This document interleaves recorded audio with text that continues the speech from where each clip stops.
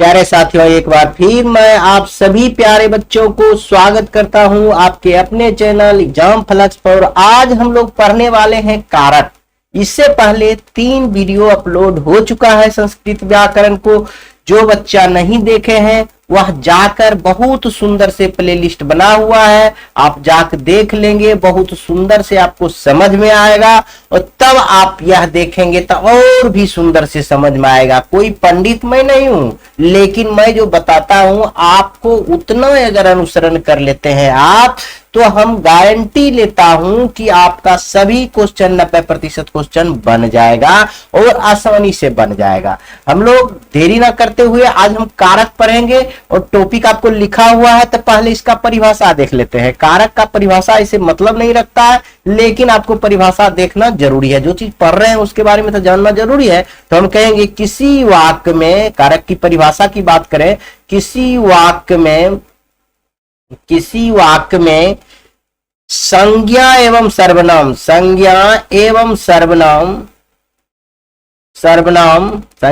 सर्वनाम का अन्य शब्दों के साथ क्या संबंध बताता है, उसे हम कारक कहते हैं। इतना बात आप जान सकते हैं। किसी भी वाक्य में संज्ञा एवं सर्वनाम का अन्य शब्दों के साथ संबंध बताता है, उसे हम क्या कहते हैं? कारक कहते हैं। तो परिभाषा आपको बहुत ही आसान भाषा में यह हो गया, आप याद रखेंगे मेरे प्यारे साथियों। उसके बाद हम लोग अब सबसे इंपॉर्टेंट चीज अब आएंगे, हम लोग हिंदी में पढ़ेंगे कि कारक के भेद। आप जानते हैं हिंदी में कारक के 8 भेद होता है, तो हम यही 8 भेद पहले हम आपको लिखकर दिखाते हैं। उसके बाद हम कुछ करेंगे, समझ गए? बहुत आसान से समझेंगे, बेसिक से समझ गए। पहले हिंदी में आपको बताते हैं कारक के भेद। देखिएगा कारक के भेद हिंदी में देखिए, इधर लिखते हैं कारक, इधर लिखते हैं चिन्ह। कारक का चिन्ह ये लिख सकते हैं कर्ता ने। कर्ता का चिन्ह क्या होता है? ने। कर्म को करण से चिन्ह हो गया। और क्या होता है? संप्रदान, सॉरी बच्चों, संप्रदान को के लिए, संप्रदान को के लिए। और जो बच्चा इधर आप लिख सकते हैं आपादान से संबंध। देखिए संबंध होता है का के की रा रे री। अब यहां कहिएगा यह का के की संज्ञा में यूज होता है और रा रे री सर्वनाम में यूज होता है। समझ गए? संज्ञा जैसे नाम हो गया, और नाम के जगह पर जैसे मैं हो गया, तुम हो गया, यह सब सर्वनाम होता है। उसके जगह पर यूज करेंगे तो हम यह यूज करेंगे, नहीं तो संज्ञा में यह काके की होता है। तो संबंध के बाद होता है अधिकरण में पर। संबंध के बाद होता है अधिकरण में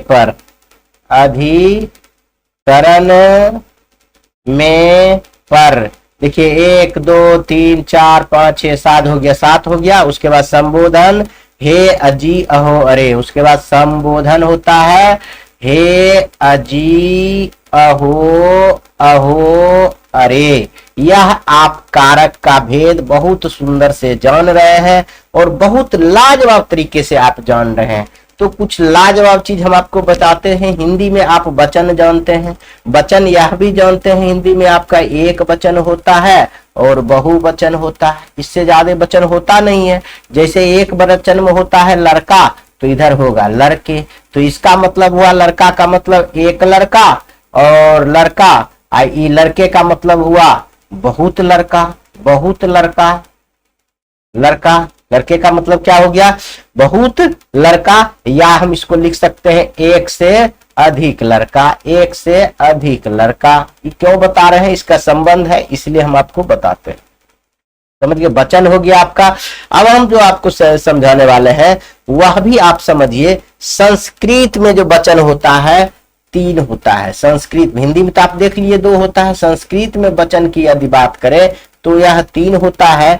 कौन कौन होता है? एक वचन होता है, द्विवचन होता है, द्विवचन होता है, एक क्या होता है? बहुवचन होता है, बहुवचन होता है। जैसे हम लिखेंगे बालकः, बालकौ, बालकौ, बालकाः। अब देखिए का, यह इसका मतलब हुआ एक बालक, बाल का मतलब हुआ एक बालक, यही पढ़ने वाले हैं, एक बालक। इसका मतलब हुआ दो बालक, बालक, और एक बाल को मतलब बाल का। इसमें सिर्फ आकर दे देने से, विसर्ग तो यहाँ भी है लेकिन यहाँ आकर दे देने से हो जाता है दो से अधिक बालक, दो से अधिक बालक, बालक या अनेक बालक, अथवा हम कह सकते हैं अनेक बालक, अनेक बालक, ऐसे बात हम कह सकते हैं। इतना बात यदि आप समझ रहे हैं तो बहुत सुंदर से आपको यह समझ में आएगा। ऐसा नहीं है कि आपको समझ में नहीं आएगा तो ऐसे लिख के भेजिए सारे प्यारे बच्चों। अगर इतना बात आप समझ गए हैं तो अगर आप तीन वो वचन होता है तो बहुत सुंदर से आप कह सकते हैं। समझिए, अब हम आपको हिंदी में बताने जा रहे हैं। पहले कारक को एक वचन और बहुवचन में हिंदी में कारक पढ़ लीजिए और तब हम लोग संस्कृत में जाएंगे। जैसे इधर हम कारक लिख लेते हैं, समझ गए, इधर एक वचन लिख लेते हैं और इधर बहुवचन लिख लेते हैं। काहे कि हिंदी में तो दो ही वचन होता है, हिंदी में दो ही वचन होता है। तो इधर लिखते हैं कर्ता, एक साथ चिन्ह होता है ने, और यहाँ लिखेंगे देव के रूप में लिख लेते हैं देव ने, एक वचन में होगा, यहाँ देवों ने हो जाएगा। देखिए इसका मतलब देव ने हुआ कि एक देव ने, एक देव ने, एक देव ने, और इसका हुआ अनेक देव ने, अनेक या एक से अधिक, अनेक देव ने, इसका मतलब ये हुआ। देखिए कर्ता ने का मतलब समझ में आपको आ गया होगा। अब हम इसी में लिखेंगे कर्ता ने, कर्म को अगर लिखना चाहिए तो कर्म को लिखिए, कर्म को तो हम लिखेंगे देव को, देवों को, देवों को। बहुत सुंदर से समझ में आ रहा है आपको, देव को, देवों को, इसका मतलब हुआ एक देव को, यहाँ अनेक देव को। समझ गए, यह हिंदी में हुआ। लेकिन संस्कृत में हम लोग पढ़ेंगे कर्ता ने कर्म को करण से, अब लिखेंगे हम लोग करण से, चिन्ह होता है से, तो यहाँ लिखेंगे देव से, देवों से, देव से, देवों से हो जाएगा। समझ गए। अब लिखेंगे करण से के बाद कर्ता ने कर्म को करण से, संप्रदान, संप्रदान को के लिए यह दो चिन्ह होता है तो हम ऐसे लिख सकते हैं देव को या देव को लिए, या लिख सकते हैं देव के लिए, देव के लिए, यहां भी लिखेंगे देवों को, देवों को या देव, देवों के लिए, देवों के लिए आप आराम से लिख सकते हैं। समझ गए, बहुत सुंदर से यह लिख सकते हैं। देखिए कर्ता ने, देवों ने, देव ने, देवों ने, देवों को, देवों को, यह तो हम ऐसे समझाने के लिए आपको लिखे थे। देव से, देवों से, देव को देव के लिए या देवों को देव के लिए, देवों के लिए, बहुत सुंदर से आप लिख सकते हैं। जैसे और आगे लिखेंगे, यहां संप्रदान तक आपका हो गया। अब लिखिए आपादान से, आपादान, आपादान से हो जाता है इसका चिन्ह, इसमें होता है देव से, देवों से, हो गया। कितना आसान है हिंदी में। और उसके बाद ये संबंध, संबंध में होता है चिन्ह रा रे री संज्ञा के लिए, और सर्वनाम के लिए संज्ञा के लिए होता है का के की। तो इसको हम लिख सकते हैं देव का के की, लिख सकते हैं देवों का के की, लिख सकते हैं। आप लिखते जाइए मेरे साथ साथ, तभी होगा, नहीं तो नहीं होगा। अब आएंगे लोग, हम लोग पढ़ेंगे संबंध के बाद अधिकरण। संबंध के बाद क्या होता है? अधिकरण में पर, अधिकरण में पर, चिन्ह होता है में पर, तो यहाँ देव में या देव पर क्या हो जाएगा? देव पर। यहाँ होगा देवों में, देवों में, आइए हो जाएगा देव पर, यानी अनेक देवों पर, आइए यहाँ एक देवों पर, ऐसे कह सकते हैं। अब अधिकरण के बाद संबोधन, संबोधन, संबोधन मतलब होता है हे अजी अहो, अहो, तो यहाँ हम कह सकते हैं हे देव, यहाँ कह सकते हैं हे देवों, हे देव, हे देवो। आप इस तरह से याद कर सकते हैं, बहुत ही सुंदर से याद कर सकते हैं। अगर यह याद हो गया तो संस्कृत आपके लिए कुछ नहीं रहा। बहुत सुंदर से याद करेंगे। कर्ता ने यानी देवों ने, देव ने, देवों ने, देवों को, देवों को, देव को, देवों को, देव से, देवों से, देवों को, देव के लिए नहीं, देव को, देव के लिए, देवों को, देवों के लिए,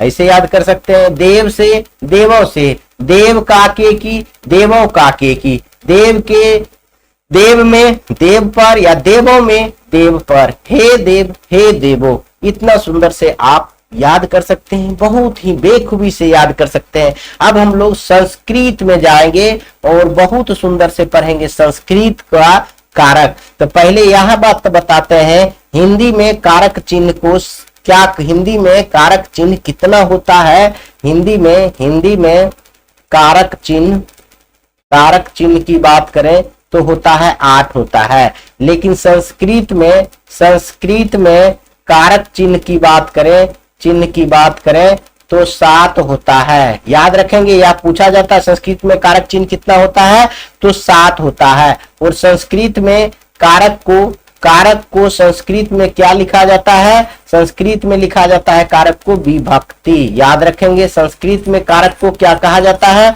विभक्ति।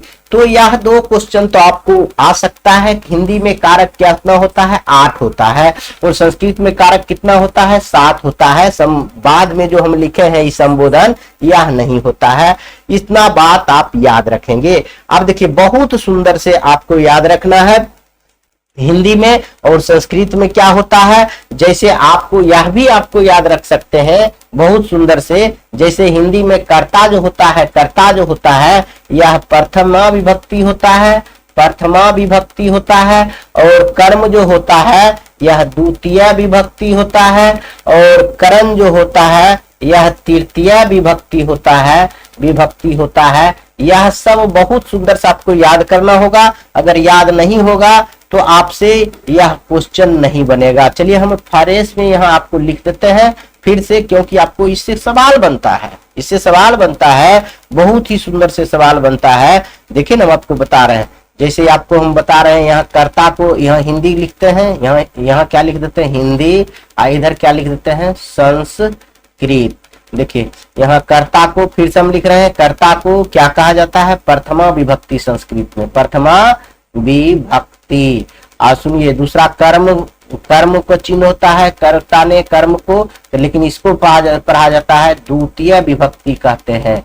और उसके बाद करण को कहा जाता है, ये करण है, लिखते जाइए साथ में, तृतीय विभक्ति। आप देखिए, उसके बाद आ जाएगा संप्रदान को हम लोग कहते हैं चतुर्थी विभक्ति।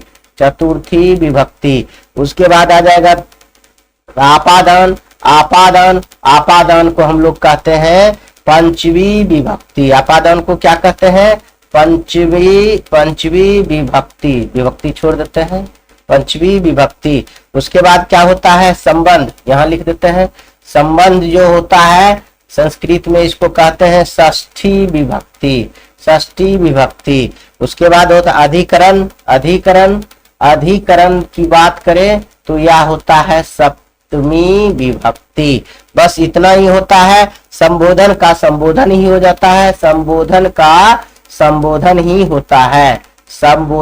होता है, और यह संस्कृत में गिनती नहीं किया जाता है। अगर इतना बात याद रखते हैं तो आपको क्वेश्चन पूछेगा संस्कृत में कितनी विभक्तियां हैं, इसे पूछेगा संस्कृत में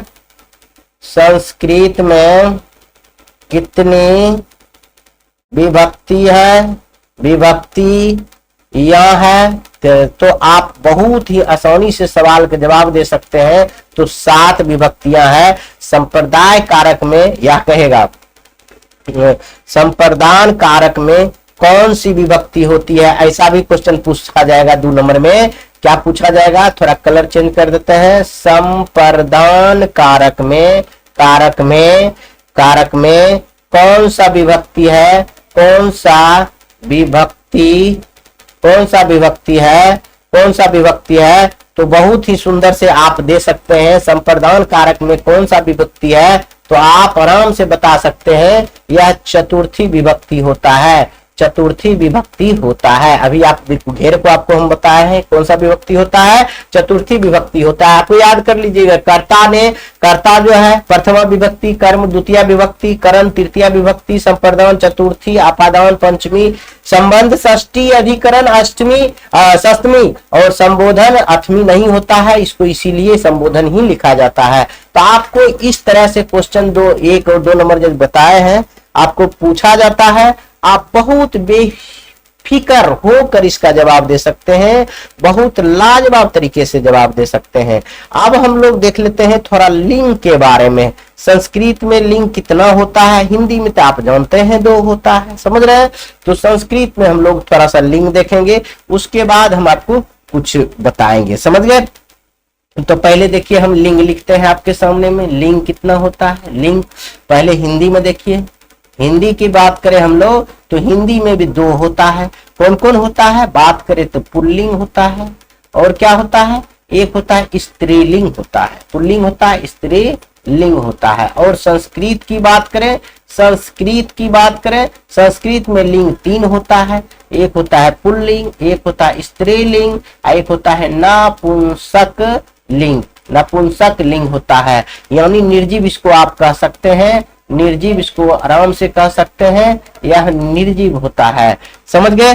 तो संस्कृत में 3 होता है लेकिन हिंदी में 2 ही होता है। बहुत सुंदर से आप जानते हैं और बहुत सुंदर से बता भी सकते हैं, इसमें कोई टेंशन की बात नहीं होगी आपको। अब हम ये आपको क्यों बता रहे हैं, किसका कुछ कारण है, यह बताने का मुख्य कारण है, हम कारक पढ़ेंगे इसलिए इसको बहुत जरूरी है, यही तो पढ़ना है। इसमें हम क्या करेंगे, पहले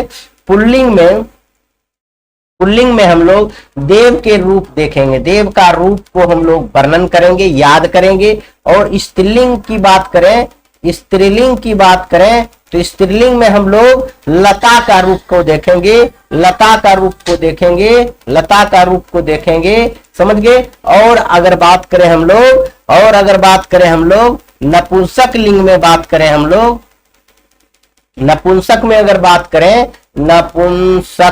नपुंसक लिंग में यदि बात करें यानी निर्जीव में बात करें तो हम निर्जीव भी लिख देते हैं। इसमें हम फल का रूप का याद करेंगे, फल के रूप का याद करेंगे। और एक अपवाद में आप अगर याद करना होगा तो हम लोग नदी का रूप भी याद करेंगे।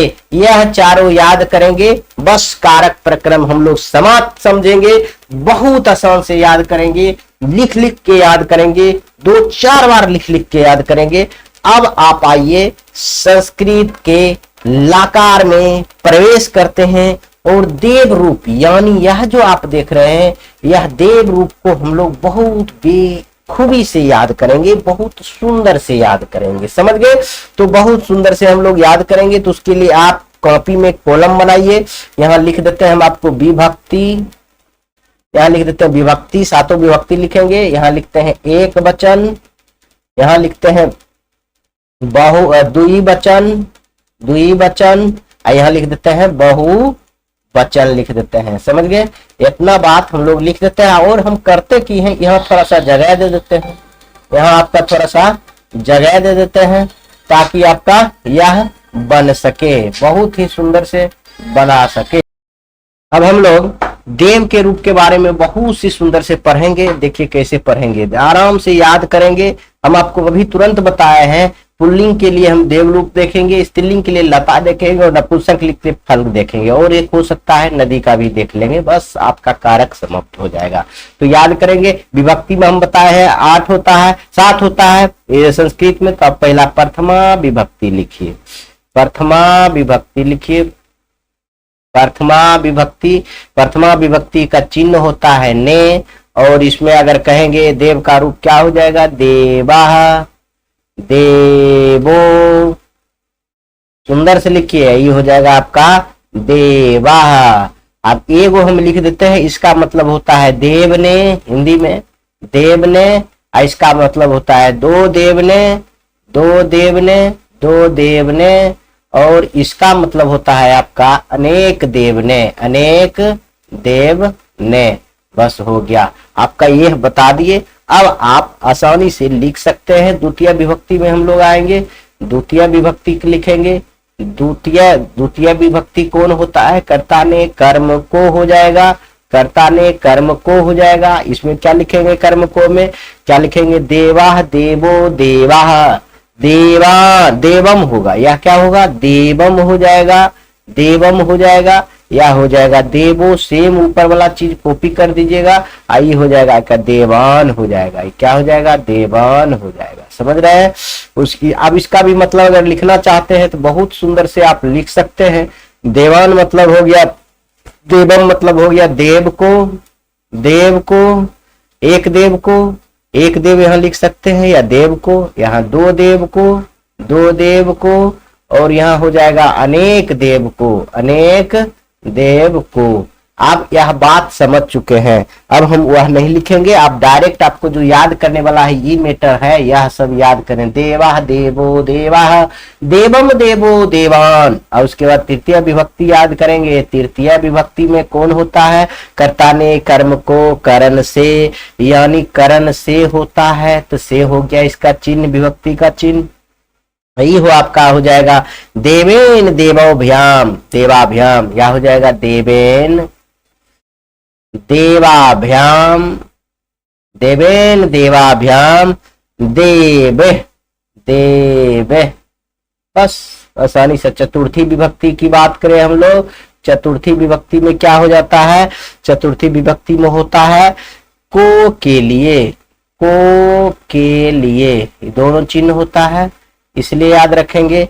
या होता है देवेन के बाद हो जाएगा आपका देवाय, देवाय, और ये आपका सेम चीज हो जाएगा देवाभ्याम। आया हो जाएगा आपको देवे, देवे भयाह, देवे भयाह। समझ रहे हैं ना? देवे भयाह हो जाएगा आपका। अब आइए पंचमी विभक्ति, पंचमी विभक्ति की बात करें तो पंचमी विभक्ति में आप देखिए, आपको लिखना नहीं है, आपको इसीलिए पहले बताया है। देखिए पंचमी विभक्ति में क्या होगा? 1 2 3 4 5 आपादान, यह होता है पंचमी विभक्ति। तो इसीलिए हम आपको यह पहले बता चुके हैं, आपादान से होता है। उतना हम अब नहीं लिखेंगे, आप याद करेंगे, बहुत सुंदर से हो जाएगा। आपादान से हो जाएगा, यानी यह हो जाएगा आपका देवाय हो गया। तो अब हो गया देवात, क्या हो जाएगा? अब देवात। यह हो जाएगा आपका देवाभ्याम, और यह आपका होगा देवे भयाह, इससे उतर जाएगा आपका। आइए अब षष्ठी विभक्ति, षष्ठी विभक्ति आप देखेंगे तो यह होगा देवस्य, देवस्य।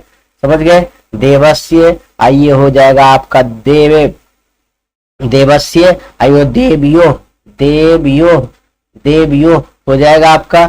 अब ये देवा नाम हो जाएगा, या क्या हो जाएगा? देवा नाम हो जाएगा आपका।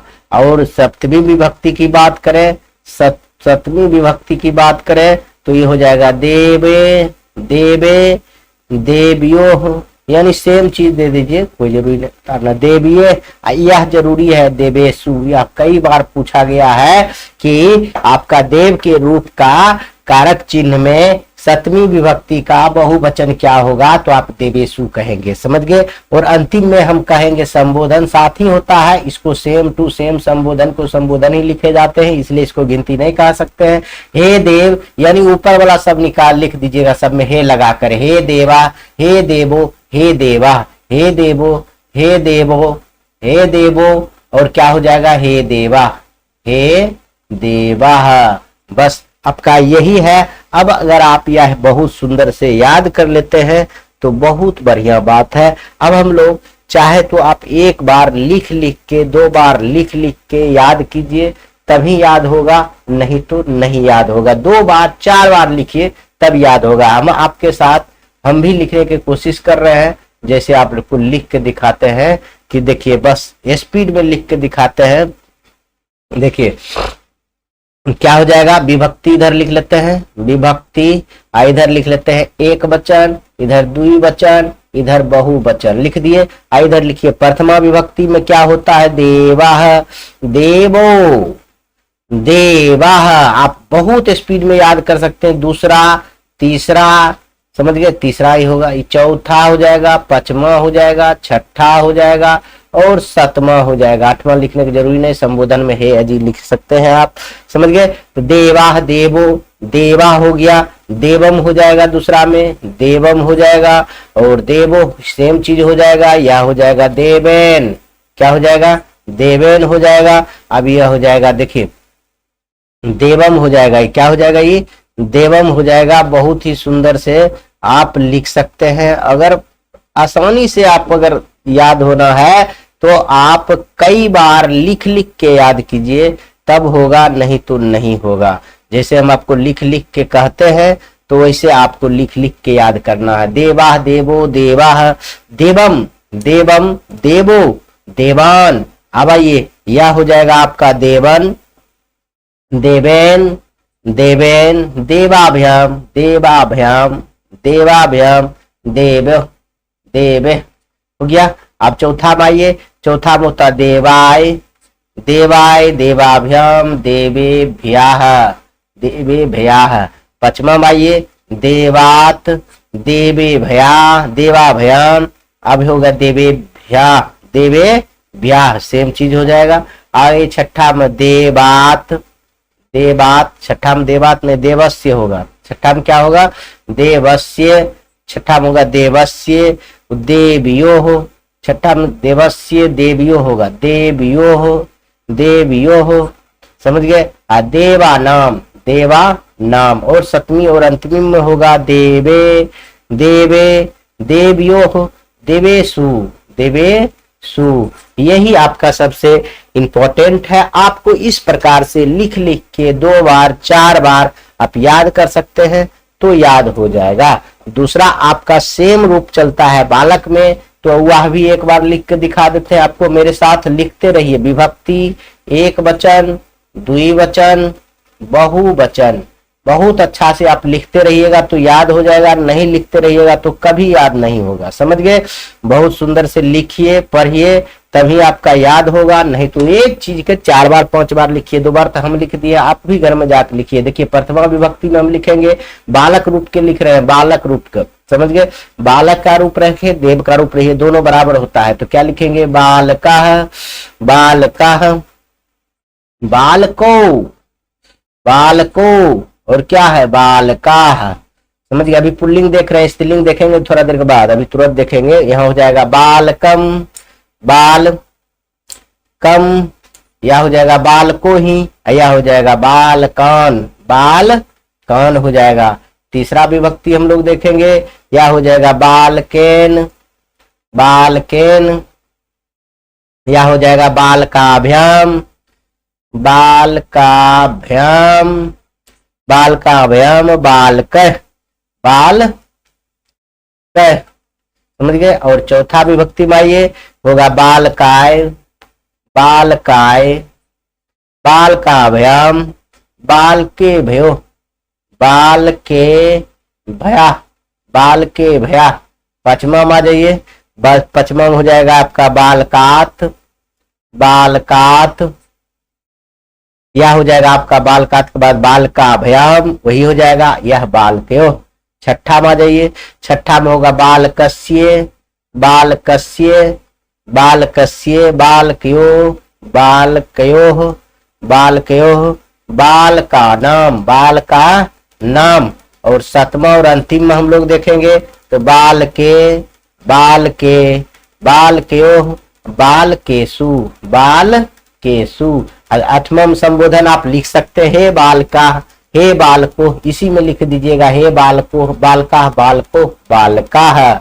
यह बहुत सुंदर से आप लिख लिख के याद कर सकते हैं। हम उम्मीद करते हैं कि आप लोग बहुत सुंदर से याद हो गया होगा और आसानी से लिख सकते हैं, इसमें कोई आपत्ति नहीं है। देखिए बिना कुछ लिखे अगर याद करना है तो मेरे साथ ऐसे लिखिए, देखिए बालक लिख दीजिए और आराम से लिखिए, इधर विभक्ति भक्ति कुछ नहीं लिखिएगा, आराम से लिखिएगा, बालका,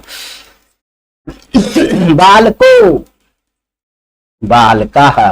देखिए हो गया, प्रथम विभक्ति तो ऐसे हो गया। उसके बाद लिखिएगा बालकम, यह बालको हो गया, यह बालकन हो गया, बालकन हो गया। अब यह ये बालकेन, बालकेन, बालकाभ्यम, बाल लिखिएगा प्यारे बच्चों, बालकाभ्यम, बालकाभ्यम, बालको, बालकय होगा, बालकय। उसके बाद होगा बालकाय, बालकाय। उसके बाद यही हो जाएगा बालके भयम, बालके भया। उसके बाद हो जाएगा आपका बालकाय हो गया तो बालकात, बालकात हो जाएगा, बालकात हो जाएगा। उसके बाद यही हो जाएगा सेम चीज, यही भी हो गया। अब आइए षष्ठी विभक्ति में 1 2 3 4 5 छठी विभक्ति में हो जाएगा बालकस्य, बालकस्य, बालकस्य, बालक्यो, बालक्यो, बालक्यो। और क्या हो जाएगा बाल का नाम, बाल का नाम हो जाएगा। और अंतिम सप्तमा विभक्ति में होगा बालके। अब यह सेम हो जाता है, ईब देखिए बालकेशु, बालकेशु। बहुत सुंदर से आप इस प्रकार से लिख लेख आप याद कर सकते हैं, तभी आपको याद होगा, नहीं तो याद नहीं होगा। यदि उपयोग की बात करें हम लोग, अब इसका उपयोग की बात करें, सर इतना बता रहे हैं इसका क्या उपयोग है, तो हम आपको उपयोग भी बताते हैं, उपयोग बता देते हैं। जैसे हम कहेंगे, लिखेंगे, अनुवाद भी बना सकते हैं। बालकों, बालकों का किताब यहाँ है, बालकों को का किताब, किताब यहाँ है। आप इतना बात जान सकते हैं। तो बालकों का किताब यहाँ है, यहाँ बालकों का है, तो यहाँ क्या होगा, देखिए आपको हम पढ़ाए थे, तो बालकों का, यह देखिए कर्ता ने कर्म को करण से, कर आपादान से कर, देखिए कौन सा विभक्ति होगा, यहाँ बाल का नाम क्यों हो रहा है, यह बात आप समझिए। बालकों को, तो बालक बहुत सा बालक है, यह बहुवचन होगा, तो पहले तो यह देखिए कौन सा ही होगा, यह षष्ठी विभक्ति होगा। समझ गए क्यों षष्ठी विभक्ति होगा, हम आपको बहुत सुंदर से बताए हुए हैं शुरुआत में ही। आइए फिर से आइए को देखिए, षष्ठी विभक्ति में हम आपको बता रहे हैं। षष्ठी विभक्ति में देखिए ये प्रथमा विभक्ति, द्वितीय, तृतीय, चौथी और कहा गया पंचमी, षष्ठी विभक्ति का, के, की, है ना, बालकों का। तो आप यहाँ देख रहे हैं यह षष्ठी विभक्ति होगा, संबंध वाला संबंध होगा, संबंध कारक होगा। तो इसी में हम सब लोग संबंध कारक में तो देखेंगे षष्ठी विभक्ति में, देखिए यह प्रथमा विभक्ति, द्वितीय, ये तृतीय, ये चौथी, ये पंचमी, ये छठी, ये सातवीं, सातवीं विभक्ति ही होता है। तो सातवीं विभक्ति के यहाँ बालको है तो बहुवचन है, तो बालको है तो बहुवचन होगा, तो यहाँ होगा बाल का नाम, क्या हो जाएगा बाल का नाम, बाल का नाम, बाल का नाम मतलब बालकों का। आप पुस्तक, पुस्तक को हो जाएगा पुस्तकानी, पुस्तकानी। और अत्र मतलब होता है यहाँ, असंति मतलब होता है, एक रहे तो अस्ति और बहुत सा बालक है तो संति हो जाएगा। एक रहे तो आप क्या लिखिएगा अस्ति, और बहुत सा है तो आप संति लिख सकते हैं। बहुत आसानी से लिख सकते हैं। जब आपका यह समझ में आएगा, यह बनाइएगा, तब आपको बनेगा। चाहे आपको क्वेश्चन पूछेगा बालक का चौथी विभक्ति, चौथी विभक्ति में बहुवचन क्या होगा, तो बालक के चौथी विभक्ति में बहुवचन क्या होगा, बाल के भैया होगा। आप इसलिए भी ऑब्जेक्टिव के लिए याद करेंगे, लेकिन यह तो बार बार पूछा जाता है बालक शब्द के, बालक के सातवीं विभक्ति के बहुवचन क्या होगा, बालकेशु।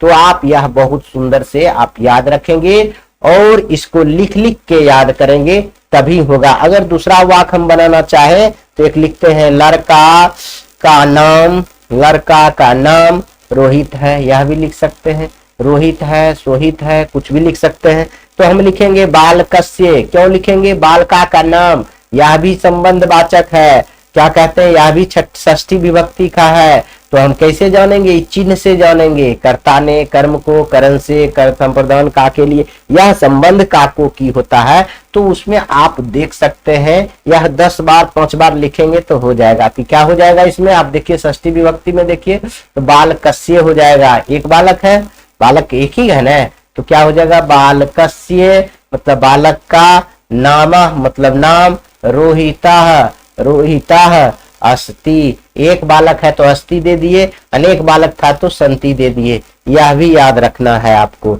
बहुत सुंदर से हम लोग स्त्रीलिंग रूप को समझ गए हैं। उसी प्रकार से हम लोग आप इस सॉरी बच्चों पुल्लिंग रूप को समझ गए हैं। अब हम स्त्रीलिंग रूप को समझेंगे। अच्छा है, पहले हम लोग इस नपुंसक को देख लेते हैं, तब स्त्रीलिंग को देखेंगे। नपुंसक लिंग यानी हम कहेंगे निर्जीव को हम देख लेते हैं पहले, उसके बाद हम स्त्रीलिंग को देखेंगे। तो यह भी हम भी उसी प्रकार से लिखेंगे, विभक्ति, और क्या लिखेंगे, एक वचन, और क्या लिखेंगे, द्विवचन, द्विवचन, और लिखेंगे बहुवचन। बस इसी पर हम लोग बैठा देंगे। लता शब्द क्या थी, लता नहीं, लता तो स्त्रीलिंग में हम लेंगे। हम क्या बताए थे, यहाँ फल लिखेंगे, फल। स्त्रीलिंग में क्या लिख लेंगे, फल लेंगे। हम पहले आपको बता चुके हैं कि स्त्रीलिंग में हम क्या लेंगे, फल को लेंगे और बहुत सुंदर से लिखेंगे। फल को लेकर बहुत सुंदर से हम लोग लिखेंगे। जैसे इसमें आप प्रथमा विभक्ति की बात करें तो एक वचन में हो गया फलम, बहुत सा चीज समान ही है, फलम फले, फलम फले फलानी, फलम फले फलानी, ठीक है। और द्वितीय विभक्ति में होता है फलम, देखिए सेम चीज आ रहा है ना, फलम फले, ये सेम रहेगा, फलम फले फलानी। देखिए पहला और दूसरा विभक्ति दोनों सेम है, कोई अंतर नहीं है, फलम फले फलानी, फलम फले फलानी। तृतीय विभक्ति में होता है फलेन, थोड़ा सा डिफरेंट होता है, फलेन, फलेन, फलेन फलाभ्याम, फलाभ्याम, फलेन फलाभ्याम। और क्या होता है, फले, सेम चीज होता है, थोड़ा सा अंतर होता है, फले। उसके बाद फलाय होता है चौथी विभक्ति में, फलाय, फलाय फलाभ्याम, और होगा फले भ्याह, फले, फले भ्याह, फले भ्याह। बहुत सुंदर से सेम चीज होता है, थोड़ा सा अंतर है। उसके बाद हम पश्चिमी विभक्ति में कहेंगे फलाय, फलाय के बाद होता है फलात, फलात फले भ्याह, और यह हो जाएगा फले भ्याह, फले फलाभ्याम और फले भ्याह। अब हो गया, आ गया ये छठी विभक्ति में हो जाएगा फलस्य, जैसे उसमें था सेम है, फलस्य, इसीलिए यह बता रहे हैं फलस्य, फलियो, फलियो, फलस्य, फलियो, फलनाम, फला नाम, यानी सेम समझिए। बालक जिस प्रकार से बालक का रूप चल रहा था उसी प्रकार से यह है, कौन सी, निर्जीव बला है, फल का रूप है। अब बहुत सुंदर से याद कर सकते हैं। अगर छठा नंबर में हम देखेंगे तो लिखेंगे फले, सतमा नंबर में सॉरी बच्चों, फले, फले सतमा विभक्ति के, फले फलियो हो, और हो जाएगा फलेसु, सेम चीज लिख रहे थे। इसीलिए अगर अठमा अगर संबोधन कहे, अठमा हम नहीं कहेंगे, संबोधन कहेंगे, हे फल, हे फल, और कहेंगे हे फले, हे फले, और हे फले, और क्या हो जाएगा, फलानी भी लिख सकते हैं आप, हे फलानी, हे फलानी, मतलब वह ऊपर वाला आप लिख सकते हैं, हे फल, हे फले, हे फलानी। यह प्रथमा विभक्ति वाला संबोधन में आप बहुत सुंदर से लिख सकते हैं, आसानी से लिख लिख के आप याद कर सकते हैं। समझ गए, आप बहुत सुंदर से आप लिख लिख के याद कर सकते हैं। यदि आप चाहिए तो हम देखिए एक बार और फल के रूप लिख देते हैं। जैसे एक वचन में होगा, क्या होगा, फलम, फलम हो जाएगा, फले हो जाएगा, फलानी हो जाएगा। आई द्विवचन में सेम हो जाएगा तो हम ऐसे द्विवचन कहते हैं। प्रथम द्वितीय विभक्ति में सेम हो जाएगा, तृतीय विभक्ति में थोड़ा सा अंतर होता है, फलेन होता है, फलेन होता है, फलाभ्याम होता है, फलाभ्याम होता है, और फले होता है। समझ गए, और क्या होता है, फलाय होता है, फलाय होता है, फलाय होता है, फलाभ्याम फले, या हो जाएगा, या हो जाएगा आपका फले, सॉरी बच्चों, फले भया, फले भया। उसके बाद हो जाएगा फलात, फलाए के बाद फलात हो जाएगा, फले भ्याम, फला भया। उसके बाद देखिए यह हो गया आपका तीसरा, ये हो गया चौथा, ये हो गया पांचवा, छठला तो आप जान ही रहे हैं, फलस्य, फलस्य, फलियो, फलियो, फलियो हो, आप क्या है, फलनाम, क्या है, फलनाम, फल नाम हो गया। और उसके बाद हो जाएगा फले, सतमा विभक्ति में क्या हो जाएगा, फले, फलियो हो, फलेसु, फलेसु। बस हो गया, आठवां संबोधन आप कह सकते हैं, आठवां होता नहीं, हे फल, हे फले, हे फल, हे फल, हे फल कह सकते हैं, हे फल, हे फले, हे फलानी, हे फलानी, यह ऊपर वाला ही उतर जाता है। समझ गए? बहुत सुंदर से। उम्मीद करता हूं कि आप लोग यह इतना चीज लिखे हैं तो आपको जरूर याद हो गया होगा, कन्फर्म याद हो गया होगा, इसमें कोई कहने वाली बात नहीं है। समझ गए? तो आप आसानी से आप यह लिख सकते हैं। अब हम लोग चलते हैं स्त्रीलिंग के तरफ। अब स्त्रीलिंग में हम आपको बताए थे, स्त्रीलिंग में हम आपको बताए थे किसका रूप याद करेंगे, सॉरी बच्चों, लता का रूप याद करेंगे। किसका याद करेंगे? लता का रूप याद करेंगे। बहुत सुंदर से हम लोग लता याद करेंगे। पहले विभक्ति लिख देते हैं, उसके बाद एक वचन, द्विवचन, बहुवचन लिख दिए और यहाँ से लिखना हम लोग प्रारंभ करेंगे। समझ गए? स्त्रीलिंग में तो प्रारंभ करेंगे। पहला पर विभक्ति में लिखेंगे लता, बहुत आसान है, थोड़ा सा डिफिकल्ट है। लता, लते, लता, लता, लते, लता। देखिए बालक की तरह ही जा रहा है पहला विभक्ति। दूसरा की यदि बात करें हम लोग तो क्या हो जाएगा बोलिए? लताम हो जाता है, लताम, लताम, लते, यह सेम होता है। लते, लता, यह क्या हो जाएगा? सेम हो जाएगा, लता। कितना आसान है आप समझिए। अब तीसरा विभक्ति की बात करें हम लोग तो तीसरा विभक्ति क्या हो जाएगा यह बताइए? तीसरा लतिया, लतिया, लतिया, लताभ्याम, लताभ्याम, लताभ्याम, लता भी, लता भी। कोई दिक्कत है? देखिए बहुत आसान है, कोई दिक्कत नहीं होगा। अगर आप पढ़ रहे हैं तो कोई दिक्कत हो। अब होगा लतिया, थोड़ा सा यहाँ चेंज होगा। अब होगा लताए, लताए, लताए हो गया, लताए, लताभ्याम। अब होगा लता, लता भयाह, लता भयाह। अब हो जाएगा पचमा विभक्ति में, पचमा विभक्ति आपका हो जाएगा लतायाह, लतायाह। समझ गए? थोड़ा सा यहाँ अंतर है। देखिए लतिया है, यह लतिया है, लताए है, लताया है। समझ गए? थोड़ा थोड़ा अंतर है, इसलिए यहाँ थोड़ा सा ध्यान देंगे। यह सेम चीज हो जाता है, यह भी आपका सेम हो जाता है। छठा में यदि देखें तो आपका हो जाएगा लताया, फिर सेम चीज हो जाएगा ऊपर वाला, यहाँ लतस्य नहीं लिख दीजिएगा, यह सेम लताया हो गया। अब लतियो, यह हो जाएगा लतियो, लतियो। अब लता नाम, यह क्या हो जाएगा? लता नाम हो जाएगा। उसके बाद अगर सतमी की बात करें तो सतमी की बात करें तो यह हो जाएगा लतायाम। क्या हो जाएगा? लतायाम।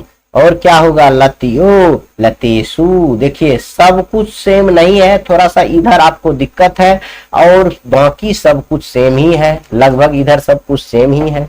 तो याद करना वो कोई कठिन नहीं है। संबोधन की यदि बात करें तो हम कहेंगे हे लता, हे लते, हे लता पहले लिखेंगे, हे लता, हे लते। समझ गए? और हे लता, हे लता। बहुत सुंदर से हम लोग यह भी याद कर लेंगे, इसमें कोई कठिनाई की सामना नहीं करना पड़ेगा। हम लोग बहुत सुंदर से इसको याद कर सकते हैं।